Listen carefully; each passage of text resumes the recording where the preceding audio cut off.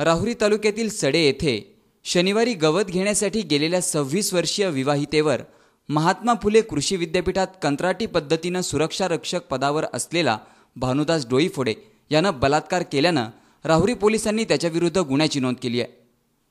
महात्मा फुले कृषी विद्यापीठाच्या कांद्याचं रोप लावलेल्या शेतामध्ये 26 वर्षीय विवाहिता गवत आणण्यासाठी शनिवारी सकाळी 8च्या दरम्यान गेली होती।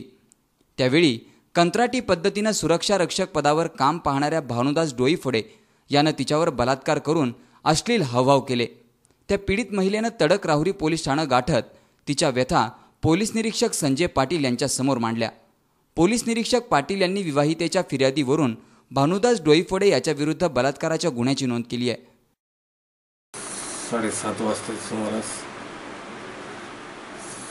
एक महिला गवत काढण्यासाठी सी ब्लॉक विद्यापीठ राहुरी इथे गेली असता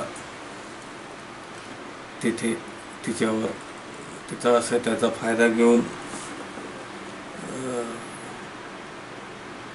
भानुदास डोईफोडे राहणार सडे याने तिला दमदाटी करून जबरी संभोग करून बलात्कार केलेला आहे। त्याबाबत 376/506 प्रमाणे गुन्हा राहुरी पोलिसांना दिनांक 25/4/2000 रोजी दाखल करण्यात आलेला आहे। आरोपी हा फरार झालेला आहे। पीडित महिलेची वैद्यकीय तपासणी वगैरे करण्यात आलेली आहे। लवकरच आरोपीचा शोध घेऊन त्याचा अटक करून पुढील तपास करीत आहे।